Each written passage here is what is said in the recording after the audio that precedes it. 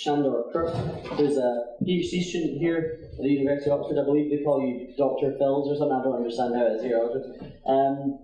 Working with the Galaxy Zoo team. He's going to talk to us about something that is very important to all Galaxy Zoo scientists and researchers in the community, and that is bars. So Galaxy walks into a bar and asks for a pint, and the bartender says, "Sorry, we can't serve you here." "Why?" "Because you're bar."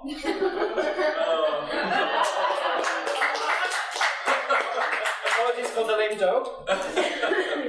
So I've been told that I'm not allowed with presentations, so I printed out my slides, which I'm going to share around later. They're pretty small. So this is my image of a barred galaxy. I'm going to pass it on.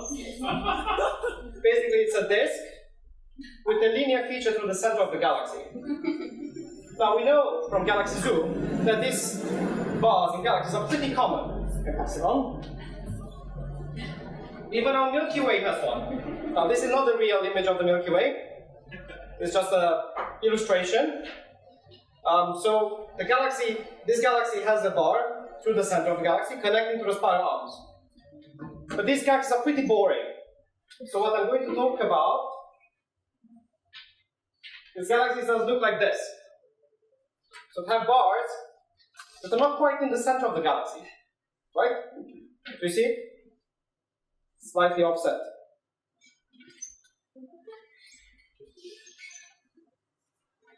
So I've got about 30 slides.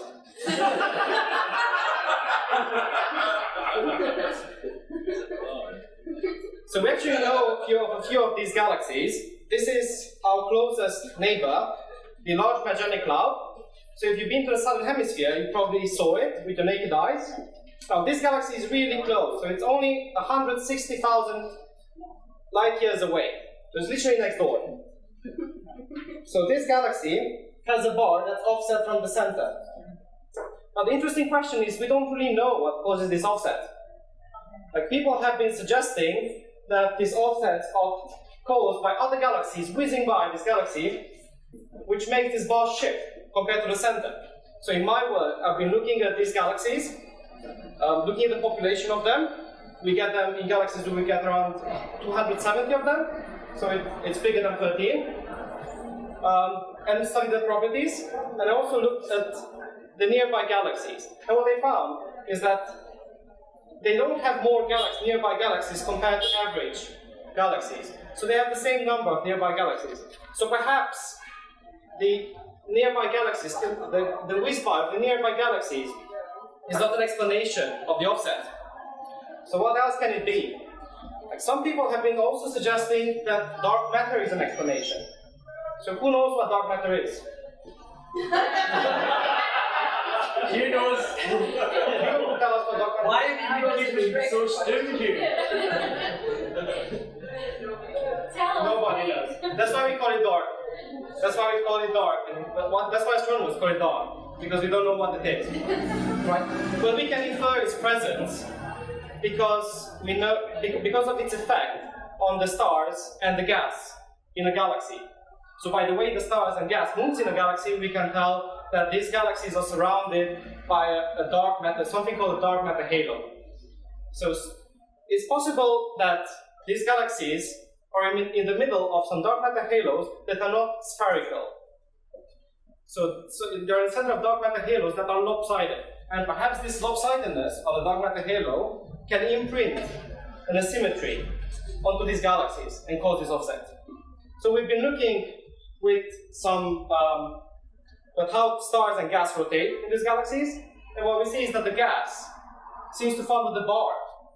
And we know that most these galaxies are full of gas; they have a lot of gas.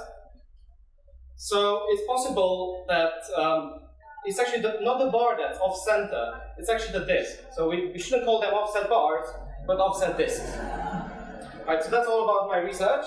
But I've also been asked to talk about my favorite moment in Galaxy Zoo, and that's been 2 years ago when I participated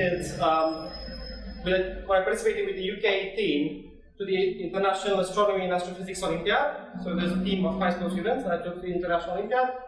And I visited, that was in Indonesia, in a town called Magelang. And I visited a high school called the Taruma Nusantara School. Some of you might know it. And we've been chatting to some of these local students there. They're teenagers, around 16. And then I've been telling them about my work, about Galaxy Zoo. And some of them said, oh, wait, no, we know about Galaxy Zoo. Like, how come? It's like our teacher showed us in one of the classes. So I was really impressed and amazed that Galaxy Zoo has been used 7,000 miles away from here. And it wasn't even in their native language, which is Bahasa. They've been using it in English because the site wasn't translated. So it's really impressive, and it shows how Galaxy Zoo can connect people even on the other side of the globe. Thank you.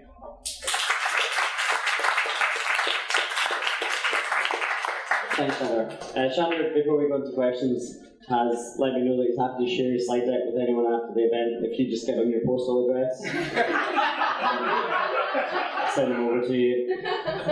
Second class. Does anyone have questions about offset bars and galaxies, or bars and galaxies in general, or bars in Oxford? We're happy to take questions. I'll be back.